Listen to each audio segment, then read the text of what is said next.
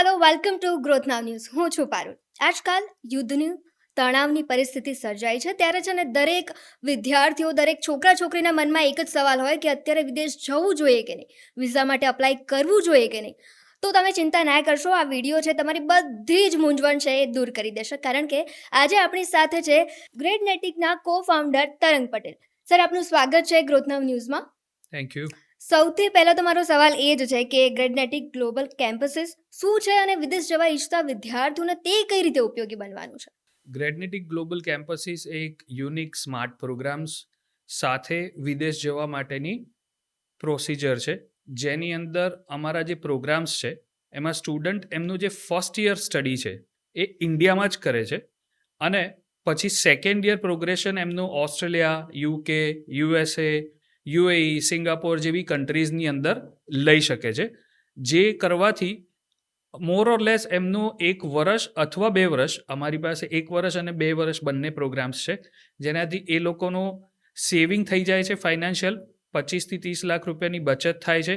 એના સિવાય જ્યારે એ ફર્સ્ટ યર અહીંયા સ્ટડી કરે છે ત્યારે એમના ઘણા બધા પ્રોબ્લેમ સોલ્વ થઈ જાય છે. જેમ કે જ્યારે ત્યાં જાય છે ત્યારે એમની માટે એક નવી એડ્યુકેશન સિસ્ટમ છે જે આપણી ઇન્ડિયન એડ્યુકેશન સિસ્ટમથી અલગ છે. તો ઘણા બધા સ્ટુડન્ટને ત્યાં ગયા પછી બહુ જ પ્રોબ્લેમ થતો હોય છે, 1-2 સબ્જેક્ટમાં ફેલ પણ થઈ જતા હોય છે. હા, એ ઘરે કહેતા નથી એમના પેરેન્ટ્સને કે ભાઈ હું ફેલ થઈ ગયો છું. સો આવા પ્રોબ્લેમ્સ પણ થતા હોય છે. એક લર્નિંગ સિસ્ટમ બદલાય છે એટલે એની બહુ બધી ચેલેન્જીસ હોય, એના લીધે એ લોકોની અંદર ડિપ્રેશન, પ્રોબ્લેમ્સ, આ બધા બી પ્રોબ્લેમ થઈ જતા હોય છે.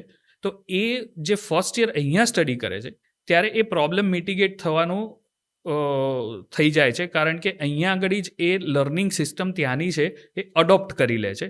અમારા જે પ્રોગ્રામ છે એ ઇન્ટરનેશનલ યુનિવર્સિટીઝ છે, જે ઓસ્ટ્રેલિયાની છે, યુકેની છે, યુએસની, એવા 45 યુનિવર્સિટીઝના પ્રી અપ્રુવડ પ્રોગ્રામ છે, એટલે એનું પ્રોગ્રેશન 100% થવાનું છે.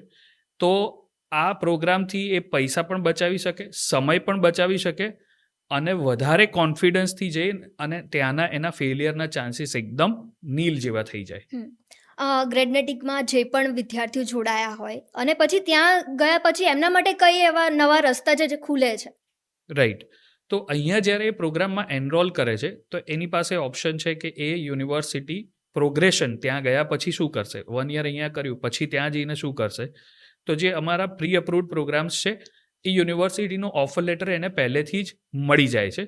હા, એ કન્ડિશનલ ઓફર હોય કે જેમાં એક પ્રોપર રિઝલ્ટ તમારે એના કન્ડિશન પ્રમાણેનું લાવવું પડે, તો તમારો ઓફર લેટર વેલિડ હોય એટલે તમારું વેઇટિંગ પીરિયડ જે હોય એ ઘટી જાય. એના સિવાય તમને 1 આખું વર્ષ મળે છે બીજી બધી જ તૈયારી કરવા માટે, જેમ કે તમારા ફાઇનાન્શિયલ ડોક્યુમેન્ટ પ્રિપેર કરવાના વિઝા માટે, પછી તમારે ત્યાં આગળ પાર્ટ ટાઈમ કામ કરવું હોય તો એના માટે સર્ટેન સ્કિલ સેટ, જેમ કે લેંગ્વેજ સ્ટ્રોંગ કરવી પડે, તો અમારા પ્રોગ્રામ અહીંયા કરવાથી જોડે જોડે એનું લેંગ્વેજ ઇમ્પ્રુવમેન્ટ પણ થશે. ત્યાં એના સિવાય બીજા કમ્યુનિટી બેનિફિટ્સ છે, જે અમારા બીજા સ્ટુડન્ટ્સ હોય એની જોડે પહેલેથી કનેક્ટ થઈ જાય, તો એ કરવાથી એને ત્યાં આગળ ગયા પછી એક કમ્યુનિટી પહેલેથી જ મળશે. આ બધી વસ્તુઓથી એ ત્યાં જશે ત્યારે એ કોન્ફિડન્ટલી એનું સ્ટડી સ્ટાર્ટ કરી શકશે.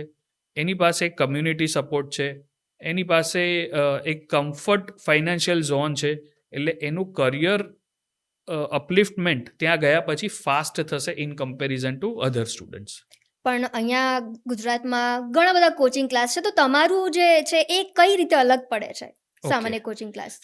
કોચિંગ ક્લાસથી અમે ટોટલી અલગ છીએ, કારણ કે કોચિંગ ક્લાસ હોય ને એ પર્ટિક્યુલર એક એક્ઝામ માટે પ્રિપેર કરાવતા હોય, જેમ કે IELTS, જેમ કે TOEFL, SAT, GRE, આ બધી અલગ અલગ એક્ઝામ છે ત્યાંની યુનિવર્સિટીઝમાં એડમિશન મેળવવા માટેની. અમારો પ્રોગ્રામ છે એ યુનિવર્સિટીના કોર્સનો પાર્ટ છે, એટલે કે અહીંયા આગળ 1 વર્ષ કરે છે એ ત્યાં જે પહેલા વર્ષમાં ભણવાના સબ્જેક્ટ્સ હોય એ જ સબ્જેક્ટ્સ અહીંયા ભણે છે, અને કોચિંગ ઇન્સ્ટિટ્યૂટ ના કરાવી શકે કારણ કે એમની પાસે એ યુનિવર્સિટીઝના અપ્રુવલ નથી, રાઈટ. અને એ તો ખાલી તમને લેંગ્વેજની એક્ઝામ પ્રિપેરેશન કરાવે છે, જ્યારે અમારો પ્રોગ્રામ છે એ તમને પ્રિપેર કરે છે ડિગ્રી માટે, અને it is a part of the degree. તમે 1 યર કમ્પ્લીટ કર્યું તો તમને ડાયરેક્ટ સેકન્ડ યરમાં એન્ટ્રી મળે છે, એટલે એક્ઝામ કોચિંગથી આ ટોટલી અલગ છે. ઓકે. અને તમારે ત્યાંની યુનિવર્સિટી સાથે કનેક્શન કે એવું કંઈ જોડાણ? હા, ગ્લોબલી 45 યુનિવર્સિટીઝની અંદર અમારા પ્રોગ્રામ્સ પ્રી અપ્રુવડ છે, એના સિવાય બહુ જ બધી યુનિવર્સિટી એવી છે કે જ્યાં સ્ટુડન્ટ એપ્લિકેશન બેઝડ અપ્રુવલ પણ લઈ શકે. આ 45માં તો એમનો પ્રી અપ્રુવડ છે કે અહીંયાવાળો કોર્સ કમ્પ્લીટ કર્યો એટલે એનું પ્રોગ્રેશન ગેરંટીડ છે કે ભાઈ એનું પ્રોગ્રેશન થશે જ. ખાલી કન્ડિશન એ છે કે જે ફર્સ્ટ યર અહીંયા કરે એમાં જે પણ રિક્વાયરમેન્ટ હોય 65%ની 70%ની કે 75ની જે પણ યુનિવર્સિટીની જે રિક્વાયરમેન્ટ હોય એવું એને સ્કોર કરવું પડે અને એના માટે જ અમે એને પ્રિપેર કરીશું. અને અત્યારે જે રીતે યુદ્ધને તણાવની પરિસ્થિતિ છે ને, તો એક પેરેન્ટ્સના મનમાં પણ હોય કે ભાઈ અત્યારે મારા છોકરા કે છોકરીને વિદેશ મોકલવું કે નહીં, તો એના પર તમે શું કહેશો? 100% અત્યારે બહુ બધા પેરેન્ટ્સ અને સ્ટુડન્ટ્સ પણ આ વસ્તુની લીધે દ્વિધામાં છે કે જઈએ કે ના જઈએ. 12th પછી જે સ્ટુડન્ટ જતા હતા લાસ્ટ યર સુધી એ અત્યારે હાલ બધા વિચારી રહ્યા છે કે જઈએ કે ના જઈએ. તો એમના માટે આ સારામાં સારો ઓપ્શન છે. કારણ કે 12th પછી અગર તમે યુદ્ધ અથવા બીજા કોઈ કારણોસર નથી જતા તો 2 ઓપ્શન હોય તમારી પાસે કે એક તો તમે વર્ષ બગાડો એટલે અહીંયા કોઈ પણ કોલેજમાં એડમિશન લઈ લો અને પછી આવતા વર્ષે વિદેશ જાઓ, ઓર તમે આખી બેચલર્સ ડિગ્રી કમ્પ્લીટ કરીને માસ્ટર્સ માટે જાઓ. તો એ બંને ના કરવું હોય તો અમારો પ્રોગ્રામ એ કરી શકે છે કે ભાઈ તમે ફર્સ્ટ યર અહીંયા આગળ સ્ટડી કરો છો, એ સ્ટડી કમ્પ્લીટ થાય ત્યાં સુધીમાં આ વોર કે જે પણ સિચ્યુએશન છે કે 15-20 વર્ષ તો ચાલવાની નથી, એનો એક અંત તો આવશે જ વહેલો મોટો. તો 1 વર્ષ એ એક લેજિટિમેટ ટાઈમ છે. અત્યાર સુધી જેટલી બી વોર ચાલી છે એમાં મોટાભાગની વોર 6-8 મહિના વર્ષની અંદર પૂરી થઈ ગઈ. તો એ આવતા વર્ષે એ વોર સિચ્યુએશન કંટ્રોલમાં આવી ગઈ હોય તો તમે સેકન્ડ યર માટે ત્યાં આગળ જઈ શકો છો. અગર છતાં બી ડિલે થઈ છે વોર તો સેકન્ડ યર પણ અહીંયા કરી લો અને થર્ડ યર માટે તમે ત્યાં જઈ શકો છો. કારણ કે કરિક્યુલમ તો તમે સેમ જ ભણો છો, પ્રી અપ્રુવડ પ્રોગ્રામ્સ છે. તમે 1 યર કરો એટલે તમારું HNC કમ્પ્લીટ થાય which is equivalent to first year. તમે 2 યર્સ કરો છો તો HND કમ્પ્લીટ થાય which is equivalent to 2 years. So તમારી પાસે બંને પ્રોગ્રેશનના ઓપ્શન છે અને મલ્ટિપલ કન્ટ્રીના ઓપ્શન છે. ધારો કે તમે અત્યારે UK માટે પ્લાન કરો છો અને વર્ષ પછી તમે ઓસ્ટ્રેલિયા માટે પ્લાન કરો તો તમે એ પણ સ્વિચિંગ પણ કરી શકો છો. 2 વર્ષ પછી તમને એવું લાગ્યું કે ના મારે UK ન જ જવું ને ઓસ્ટ્રેલિયા જવું છે અથવા ઓસ્ટ્રેલિયા નથી જવું ને UK જવું છે તો એ પણ કરી શકો છો. હા, પણ અત્યારે એવું છે કે આપણે ઘણા બધા ન્યૂઝમાં જોતા જ હોય છે કે ત્યાં કોઈ વિદ્યાર્થીને માર નાખ્યું, કોઈનું મર્ડર કરી દીધું કે કંઈક ખરાબ થયું એની સાથે. તો માતા પિતાને એક પણ ચિંતા હોય કે ભાઈ હું મોકલું તો મોકલું, બરાબર છે મારા છોકરાને, પણ એવી કઈ કન્ટ્રીઝ છે જે વિદ્યાર્થીઓ માટે સેફ છે? જો આમાં કેવું છે કે સેફટી પ્રિકોશન્સ બધાએ લેવા પડે, કન્ટ્રી ગમે તે હોય, રાઈટ. મોટે ભાગે કેવું હોય છે કે ત્યાં મર્ડર થઈ ગયું અથવા ઝઘડો થઈ ગયો, એમાંથી કંઈ થઈ ગયું, એક્સિડન્ટ થઈ ગયો, આવા ઇન્સિડન્ટ્સ એવું નથી કે ખાલી વિદેશમાં થાય છે, એ તો દેશમાં પણ થાય છે. પણ પ્રિવેન્શન આપણે કરવું પડે, કોશનરી એક્શન્સ રાખવા પડે. જેમ કે તમે કોઈ પણ કન્ટ્રી લઈ લો તો સર્ટેન સિટીની અંદર સર્ટેન એરિયાઝ એવા હોય જે હાઈ રિસ્ક એરિયાઝ હોય, તો ત્યાં સ્ટુડન્ટે જવું અવોઇડ કરવું જોઈએ. નાના મોટા ઝઘડા થાય તો બોલાચાલી કરે વગર આપણે ત્યાંથી નીકળી જવું. આવા નાના નાના પ્રિકોશન લે તો મોટા અકસ્માતોથી એ બચી શકે. પણ ઓવરઓલ વાત કરીએ તો UK છે, ઓસ્ટ્રેલિયા છે, આ બધી કન્ટ્રી સેફ છે. એઝ સચ એવા બહુ નંબર્સમાં ઇન્સિડન્ટ સામે નથી આવતા. થાય છે નાનું મોટું ઘણી બધી જગ્યાએ, પણ એ તો બધી જગ્યાએ થાય છે, રાઈટ. તો precaution is the best solution rather દેન એક કન્ટ્રીને તમે એનાથી જજ કરો. અને ઘણા બધા દેશ છે, પણ એમાં ભારતીય વિદ્યાર્થીઓ માટે કઈ કન્ટ્રી એવી સારી છે જ્યાં એમને વધારે સારી તકો મળી રહે? રાઈટ. પહેલાંની વાત કરીએ ને 10-15 વર્ષ પહેલાંની, તો લિમિટેડ 4-5 કન્ટ્રીમાં જ સ્ટુડન્ટ જતા હતા. જેમ કે UK, ઓસ્ટ્રેલિયા, ન્યૂઝીલેન્ડ, USA અને કેનેડા, જે ઇંગ્લિશ સ્પીકિંગ કન્ટ્રીઝ તમે કહી શકો. અત્યારના ટાઈમમાં સ્ટુડન્ટ્સ પાસે 40થી વધારે દેશોના ઓપ્શન છે, જેમાં ઓલ યુરોપિયન કન્ટ્રીઝ, એશિયન કન્ટ્રીઝની યુનિવર્સિટીઝ પણ હવે રેન્કિંગમાં વધી રહી છે, જેની અંદર સિંગાપોરની યુનિવર્સિટીઝ છે, મલેશિયાની યુનિવર્સિટીઝ છે, જાપાનની યુનિવર્સિટીઝ છે, ચાઇનાની યુનિવર્સિટીઝ છે. સો સ્ટુડન્ટ્સ પણ ધીમે ધીમે એ અડોપ્શનમાં બી જઈ રહ્યા છે. ઘણા બધા સ્ટુડન્ટ છે હવે જાપાન પ્લાન કરી રહ્યા છે, ઘણા બધા સ્ટુડન્ટ છે સિંગાપોર તો ઓલરેડી જતા જ હતા, રાઈટ. ચાઇના પણ જાય છે, કારણ કે હવે સ્ટુડન્ટના માઇન્ડમાં કેવું છે કે પહેલાં ખાલી લોકો ત્યાં PR લેવા માટે જતા હતા અથવા વર્ક કરવા માટે જતા હતા. હવે સ્ટુડન્ટ એવું કહે છે કે ભાઈ હું જે ઇન્વેસ્ટમેન્ટ કરું છું એના ઉપર મને રિટર્ન ક્યાં મળશે. પછી હું ઇન્ડિયામાં રહીને રિટર્ન લઉં છું કે દુબઈમાં રહીને લઉં છું કે સિંગાપોરમાં રહીને લઉં છું કે ઓસ્ટ્રેલિયામાં રહીને લઉં છું. તમે 1 કરોડ રૂપિયા ઇન્વેસ્ટ કરીને બેચલર્સ ડિગ્રી કમ્પ્લીટ કરો અને પછી તમે ઓસ્ટ્રેલિયામાં રહો અને $40,000 જોબ કરવાની હોય તો તમારું રિટર્ન ઓન ઇન્વેસ્ટમેન્ટ તો આવતું નથી. સો સ્ટુડન્ટ આ અલગ રીતે વિચારી રહ્યા છે. અને હવે એવું કોઈ નંબર્સ વોલ્યુમની વાત કરો તો ઇંગ્લિશ સ્પીકિંગ કન્ટ્રીમાં વધારે જ રહેવાનું, કારણ કે આપણી એડ્યુકેશન સિસ્ટમ ઇંગ્લિશમાં છે ને એમની ઇંગ્લિશમાં છે, એટલા સ્ટુડન્ટ્સ કમ્ફર્ટેબલ હોય છે ઇંગ્લિશની અંદર, બીજી લેંગ્વેજ શીખવી નથી. પણ આ બધી કન્ટ્રીઝ હવે ઇંગ્લિશની અંદર પણ કોર્સ પોર્ટફોલિયો અપગ્રેડ કર્યા છે. એટલે યુરોપમાં બહુ બધા સ્ટુડન્ટ જઈ રહ્યા છે. જેમ કે જર્મનીમાં લાસ્ટ યર 20,000-25,000થી વધારે સ્ટુડન્ટ ઇન્ડિયાથી ગયા.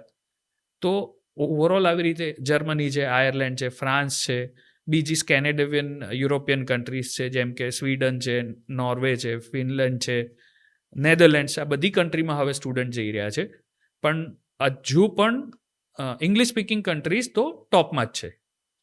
અને સૌથી વધારે કોર્સિસ કઈ છે જેની ડિમાન્ડ્સ અત્યારે સૌથી વધુ છે? કોર્સિસની અંદર ટ્રેડિશનલી બિઝનેસ મેનેજમેન્ટ અને કમ્પ્યુટર સાયન્સનું પ્રપોર્શન હંમેશા વધારે રહે છે. પણ એના સિવાય હવે સ્ટુડન્ટ્સ નવા કોર્સિસ પણ એક્સપ્લોર કરી રહ્યા છે, જેમ કે સાયકોલોજી, લો, ઇન્ટરનેશનલ ટ્રેડ, ક્વોન્ટમ ફિઝિક્સ અને એડવાન્સ ટેકનોલોજીસ જે નવી આવી રહી છે એના માટે કમ્પ્યુટર સાયન્સનો પાર્ટ જ છે, પણ એઆઈ, ડેટા સાયન્સ, આ બધા પ્રોગ્રામ્સમાં પણ સ્ટુડન્ટ વધારે ઇન્ટરેસ્ટેડ હોય છે. ફાર્મસી છે, હેલ્થ સાયન્સીસ છે જેની અંદર નર્સિંગ, ફિઝિયોથેરાપી, આ બધા રિલેટેડ પ્રોગ્રામ્સ પણ હવે સ્ટુડન્ટ ફોરેનમાં કરવા માંગતા હોય છે. MBBS માટે બહુ બધા સ્ટુડન્ટ જતા હોય છે, કારણ કે અહીંયા એડમિશન નથી મળતું અથવા અહીંયાની ફીસ કરતાં ત્યાંની ફીસ ઓલમોસ્ટ 25-30%માં આખું બેચલર્સ ડિગ્રી એમનું પતી જતું હોય, તો એના માટે પણ જાય છે સ્ટુડન્ટ્સ. હવે જે પણ સ્ટુડન્ટ છે એમ પોતાનો જે પણ કોર્સિસ છે કે કન્ટ્રી છે, તો તમે આપણા જે પણ વિદ્યાર્થીઓ જોઈ રહ્યા છે એમને તમારી તરફથી સજેસ્ટ કરો કે કયા કોર્સિસ સારા છે, કઈ કન્ટ્રી એ કોર્સ માટે સારી છે, એ સજેસ્ટ કરો. હવે આમાં કેવું છે કે કોઈ કોર્સ અથવા કોઈ કન્ટ્રી સિલેક્ટ કરવાની જગ્યાએ ડાયરેક્ટલી સ્ટુડન્ટે એ સિલેક્ટ કરવું પડે કે એને પહેલાં કરિયર શેમાં બનાવી છે. ધારો કે કોઈ સ્ટુડન્ટની રિક્વાયરમેન્ટ છે કે ભાઈ મારે નર્સિંગમાં કરિયર બનાવી છે, તો નર્સિંગ માટે કોઈ પણ દેશમાં જશે એને બધે ઓપોર્ચ્યુનિટી રહેશે. કેમ? કારણ કે નર્સિંગ એક ગ્લોબલી હાઈ ડેફિસિટ ઓક્યુપેશન છે. એની ડિમાન્ડ કરતાં સપ્લાય ઓછો છે. દરેક કન્ટ્રીમાં નર્સિસની રિક્વાયરમેન્ટ ચાલુ જ છે અને ચાલુ રહેશે. હવે જો તમે બિઝનેસ મેનેજમેન્ટ માટે જાઓ છો તો તમારે ડિસાઇડ કરવું પડે કે બિઝનેસ મેનેજમેન્ટમાં કયા એરિયામાં માર્કેટિંગ કરવું છે, તમારે ઇન્ટરનેશનલ બિઝનેસ કરવું છે, સપ્લાય લોજિસ્ટિક કરવું છે, એઆઈ વિથ બિઝનેસ કરવું છે, કે અલગ અલગ સબ્જેક્ટ્સ છે. તો એના માટે કઈ કન્ટ્રીમાં ઓપોર્ચ્યુનિટીઝ પોસિબલ છે, જેથી કરીને સ્ટડી પછી એવું ના થાય કોર્સ કર્યા પછી તમને કોઈ વર્ક પરમિટ કે વર્ક મળતું નથી અને તમે વચ્ચે ભરાઈ જાઓ. તો ઇટ ઇઝ બેટર કે તમારે સૌથી પહેલાં સોર્ટિંગ કરવું પડે કે તમારે કયા સબ્જેક્ટમાં કરિયર ડેવલપ કરવી છે, રાધર દેન ત્યાં કયા સબ્જેક્ટની ડિમાન્ડ છે. કારણ કે ડિમાન્ડ હું કહું કે નર્સિંગની જ, પણ તમે તો 12th કોમર્સ કર્યું છે અને તમારે નર્સ નથી બનવું તો તમે શું કરો? નર્સ તો નહીં બની શકો, right? So it is better કે તમે પહેલાં ડિસાઇડ કરવું પડે. સારા કાઉન્સેલર સાથે બેસીને તમે ડિસ્કસ કરી શકો કે મારા કયા ઇન્ટરેસ્ટ એરિયા છે. એના ઉપરથી તમે ડિસાઇડ કરો કે ભાઈ મારે ફાર્મસીમાં કરિયર ડેવલપ કરવું છે તો મારે શું કરવું પડશે એના માટે, અને કઈ કન્ટ્રીમાં ફાર્મસીની ડિમાન્ડ છે અને એના માટે શું મારે સ્ટડી કરવું પડશે, કઈ લાઇસન્સિંગ એક્ઝામ આપવી પડશે, કેટલા ટાઈમમાં હું એ કરિયરમાં સેટલ થઈ શકીશ, એના માટે કેટલું ઇન્વેસ્ટમેન્ટ કરવું પડશે. આ આખું સ્ટ્રક્ચર તમે ક્રિએટ કરો પછી તમારે 2 કે 3 કન્ટ્રીના ઓપ્શન વર્કઆઉટ કરીને અને પછી યુનિવર્સિટીના કોર્સિસ ઓપ્શન વર્કઆઉટ થાય.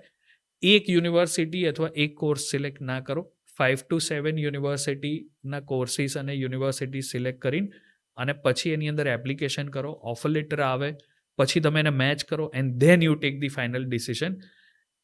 આ એક સ્ટ્રક્ચર્ડ પ્રોસેસ છે, પણ 70-80% સ્ટુડન્ટ કરે છે શું, 1 or 2 કોલેજ કોઈ ફ્રેન્ડે કીધું, રિલેટિવે કીધું આ કોલેજ સારી છે, આ યુનિવર્સિટી સારી છે, મારા ઘરની નજીક છે, તું અહીંયા આવી જા, બીજું બધું હું જોઈ લઈશ, એમાંથી એ કોઈ પણ એક કોર્સ પિક કરી લે, ત્યાં જતા રહે, પછી રિયલાઇઝ થાય કે આપણે તો ખોટી જગ્યાએ આવી ગયા. પણ જો તમે સ્ટ્રક્ચર્ડ પાથ ફોલો કરશો ડિસિઝન મેકિંગનો, જેને ઇન્ફોર્મ્ડ ડિસિઝન કહેવાય, તો ફેલિયરના ચાન્સીસ બહુ જ ઓછા થઈ જશે. અને પોસ્ટ સ્ટડી વિઝા છે એ કેટલી વાર લઈ શકાય, જેમ આપણે થોડી વાર પહેલાં વાત કરતા હતા, તો એ પણ થોડું જણાવો. જી, ઘણા બધા સ્ટુડન્ટ્સના અને પેરેન્ટ્સમાં માઇન્ડમાં આની ક્લેરિટી નથી હોતી કે પોસ્ટ સ્ટડી વર્ક વિઝા કેટલી વાર લઈ શકાય. Post study work visa in major countries in major categories allowed છે એ એક જ વાર છે. એટલે જો અગર તમે બેચલર ડિગ્રીમાં ગયા અને પછી વર્ક પરમિટ લીધી અને પછી તમે માસ્ટર્સ કર્યું અને પછી તમે ફરી પોસ્ટ સ્ટડી વર્ક વિઝા લેવા છે તો એ ના મળે. કારણ કે મોટાભાગની ગવર્મેન્ટની રિક્વાયરમેન્ટ એવી છે કે તમે પોસ્ટ સ્ટડી વર્ક વિઝા એ એક્સપોઝર માટે લો છો, એક્સપિરિયન્સ માટે લો છો અને ઓપોર્ચ્યુનિટીઝ શોધવા માટે લો છો કે ભાઈ મારી પાસે જે કરિયર અને સ્કિલ છે એનાથી મને જોબ્સ મળશે. એનું તમે પ્રેક્ટિકલી માર્કેટમાં જઈને અને જોબ એપ્લિકેશન્સ કરો છો. અગર તમે તમારી સ્કિલ્સ પ્રૂવ કરો છો તો તમને જોબ મળી ગઈ. તો જોબ મળી ગઈ તો પછી તમારે એમ્પ્લોયરને સેટિસ્ફાઈ કરીને એ તમને સ્પોન્સર કરે અથવા પીઆરમાં એલિજિબલ થતી કેટેગરીઝમાં તમે પીઆર લો. જો અગર તમે એક કોર્સ કરીને વર્ક પરમિટ લો છો, બીજો કોર્સ કરીને વર્ક પરમિટ લો છો, તો એને kind of misuse of the post study work visa કહેવાય. કારણ કે તમે શું કરો છો, એક કોઈ પણ નાનકડી કોલેજમાં જતા રહ્યા, ભણતા નથી, ભણો છો, ઓછું ઘણું ભણો છો અને પછી એ કોર્સની અંદર કમ્પ્લીટ કરીને પાછી વર્ક પરમિટ લીધી, પછી પાછો તમે આવો બીજો કોઈ કોર્સ કરી લીધો, પાછી વર્ક પરમિટ લીધી, તો તમારું ઇન્ટેન્શન ક્લિયર નથી. સો ગવર્મેન્ટ એને રિસ્ટ્રિક્ટ કરે છે. એટલે 1 year એક પ્રોગ્રામ કર્યો, પોસ્ટ સ્ટડી વર્ક વિઝા લીધા, પછીનો રૂટ છે કાં તો તમે એમ્પ્લોયર સ્પોન્સર્ડ વર્ક પરમિટમાં જાઓ અથવા પીઆરમાં જાઓ. એટલે આવા કોઈ પ્લાનિંગથી જવું નહીં. તમે પહેલેથી જ કરિયર પ્લાન પ્રોપર પ્રિપેર કરશો તો આવું વાકા જમ્પિંગ કહેવાય. વાકા જમ્પિંગ કરવાની જરૂર નહીં પડે. હવે હું ગઈ છું, બેચલર થઈ ગયું, વિદેશ ગઈ છું, મને એમ કે ભાઈ મન તો મળી જ જશે અહીંયા જોબ, બરાબર છે. તો ત્યાં જ્યાં જોબવાળી જે કન્ડિશન, પછી એમ થાય કે યાર મને નહીં મળતું, શોધતા ફરતા હોય છે, પેજીસ સાથે કનેક્ટ થતા હોય છે તો પણ જોબ નથી મળતી. તો બેચલર હોય એ લોકોને જોબની શું સિચ્યુએશન હોય છે અને કઈ રીતે એ લોકો મેળવી શકે? રાઈટ.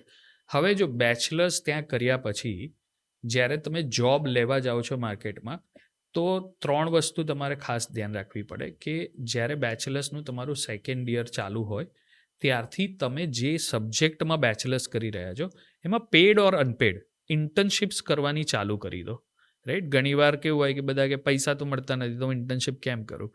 પણ internship is practical learning. Right. પૈસા ના મળતા હોય તો તમે નાની નાની ઇન્ટર્નશિપ કરો, 1 મહિનાની કરો, 2 વીકની કરો. એનાથી શું થશે કે 4 માણસ તમને એમ્પ્લોયરના ઓળખતા થાય, 4 માણસ તમારા કલીગ્સ હોય જે તમને શીખવાડે છે અથવા તમે એકબીજાની જોડે આઈડિયાઝ એક્સચેન્જ કરો છો. તો તમારું એક ત્યાં આગળ પ્રોફેશનલ અને સોશિયલ નેટવર્કિંગ બનવાનું ચાલુ થાય. એના સિવાય બીજી રિક્વાયરમેન્ટ છે કે તમે ધારો કે તમે ઇંગ્લિશ સ્પીકિંગ કન્ટ્રીમાં ગયા છો, માની લો યુકે ગયા છો અથવા ઓસ્ટ્રેલિયા ગયા છો, તો જો તમારી લેંગ્વેજ સ્કિલમાં વીકનેસ છે તો તમારે તમારી લેંગ્વેજ સ્કિલને ઇમ્પ્રુવાઇઝ કરવી પડશે. એના વગર તમારું ઓવરઓલ જોબના ચાન્સીસ વધશે નહીં. કારણ કે તમારે ત્યાં કામ ઇંગ્લિશ લેંગ્વેજની અંદર કરવાનું છે. આ બીજી રિક્વાયરમેન્ટ છે. ત્રીજી રિક્વાયરમેન્ટ છે કે જ્યારે તમે ફૂલ ટાઈમ જોબ માટે જાઓ છો, એપ્લિકેશન્સ કરો છો, તો તમારે ફૂલ એફર્ટ્સ આપવા પડશે. ઘણા સ્ટુડન્ટ શું કરે છે, 20, 30, 40 જગ્યાએ એપ્લિકેશન કરી 5-10 પોર્ટલમાં અપ્લાય કરી દીધું, હવે નથી મળતી એટલે એ માઇન્ડસેટને નેગેટિવ કરી દે છે કે ભાઈ આ જોબ મળતી જ નથી અને દે સ્ટાર્ટ ક્રાઇંગ કે જોબ નથી મળતી. એની જગ્યાએ તમારે શું કરવું પડે? કીપ અપ્લાઇંગ અને એક જોબ કદાચ થોડી ઓછી રિલેવન્ટ છે અથવા નોન રિલેવન્ટ છે, never sit idle at home. Otherwise શું થશે કે તમે આઇડલિઝમમાં જતા જશો અને એના લીધે તમારો માઇન્ડસેટ વધારે ને વધારે નેગેટિવ થતો જશે. તમે એક જોબ કરતા હશો અને પછી અપ્લાય કરતા હશો તો જે તમારો ઇન્ટરવ્યૂ લઈ રહ્યા છે એમ્પ્લોયર્સ, એને પણ આઈડિયા હશે કે ભાઈ તમે વર્ક જોડે કમિટેડ છો. જ્યારે કોઈ માણસ ઘરે બેસી રહ્યો હોય અને જોબ અપ્લાય કર્યા કરતું હોય તો તમે કોઈ બી જગ્યાએ ઇન્ડિયામાં પણ ઇન્ટરવ્યૂ આપવા જાઓ તો તમને પહેલો સવાલ એ પૂછે કે તમે અત્યારે શું કરો છો? એટલે તમે એમ કહો કે હું તો ઘરે બેઠો છું. કે કેમ ઘરે બેઠા છો? કે જોબ નથી મળતી એટલે. તો કે તમે કેટલી જગ્યાએ અપ્લાય કર્યું? આવા સવાલ બધી જગ્યાએ કોમન જ રહેવાના છે. પણ જ્યારે તમે એવું કહો કે મારું ગ્રેજ્યુએશન પતે 4 મહિના થયા, અત્યારે હું મારા સ્કિલ સેટ રિલેટેડ જોબ શોધી રહ્યો છું અને અત્યારે હું એક્સ જગ્યાએ કામ કરું છું, તો એને એ ખબર પડશે કે તમે વર્ક કરવા માટે કમિટેડ છો. હવે સ્કિલ રિલેટેડ કામ કરવા માટે કમિટેડ છો એટલા માટે તમે ઇન્ટરવ્યૂ આપવા આવ્યા છો. સો આ એક જનરલ સ્ટાન્ડર્ડ પ્રોસેસ છે, એ તમે ફોલો કરો તો તમારા જોબ મળવાના ચાન્સીસ વધી જશે. અને એફર્ટ કન્ટિન્યુ રાખો. ઇંગ્લિશ સારું. તમે ઘણા બધા સ્ટુડન્ટ ત્યાં ગયા પછી ભણવાની જગ્યાએ પાર્ટ ટાઈમ જોબ આ બધામાં વધારે ફોકસ કરતા હોય, છે એટલે સ્કિલ સેટ ડેવલપ ના હમ. થયો હોય. પછી તમે માર્કેટમાં જાઓ તો કે બે આમ કંઈ આવડતું તો છે નહીં, ભલે ડિગ્રી હોય, પાસ તો થઈ ગયા અસાઇનમેન્ટ કમ્પ્લીટ કરીને, પ્રોજેક્ટ કમ્પ્લીટ કરીને, પણ સ્કિલ સેટ નથી. સો સ્કિલ્સ ઉપર ફોકસ કરવું પડશે કે ત્યાંના એમ્પ્લોયર શું સ્કિલ્સ માંગી રહ્યા છે, એ લઈને જાઓ તો જોબમાં પ્રોબ્લેમ નથી આવતો. ડન. તો હવે આપણા જે પણ સ્ટુડન્ટ્સ જોઈ રહ્યા છે એમને લાસ્ટ એક બોનસ ટીપ આપી દો ને. Bonus tip, best bonus tip છે કે તમે ઇન ટાઈમ શરૂઆત કરો. એટલે અગર જો તમે 12th પછી જવા માંગતા હો તો મિનિમમ એના 1 to 1.5 year પહેલાં આના માટેના ડિસ્કવરીઝ ચાલુ કરી દેવા જોઈએ. અગર તમે ગ્રેડ્યુએશન પછી જવા માંગતા હોવ તો તમારું જ્યારે સેકન્ડ યર અહીંયા ઇન્ડિયામાં ચાલુ થાય છે ત્યારે તમે આના માટેની પ્રોસેસ ચાલુ કરી દો. કોઈનું પણ આંધળું અનુકરણ ના કરશો. તમે એક એક્સેલ શીટ બનાવો જેની અંદર તમારા પ્રેફરન્સીસ, તમારા કોર્સના પ્રેફરન્સીસ, કન્ટ્રીના પ્રેફરન્સીસ, અને એવું કંઈ ના કરવું હોય તો સારા કાઉન્સેલર્સનો સપોર્ટ લઈને અને તમે એક આખો ડિસિશન મેકિંગ છે એને ઇન્ફોર્મ્ડ બનાવી શકો છો. બસ, તો આજે આટલું જ. ફરી મળીશું એક નવી વ્યક્તિ, નવી હસ્તી સાથે. ત્યાં સુધી નમસ્કાર.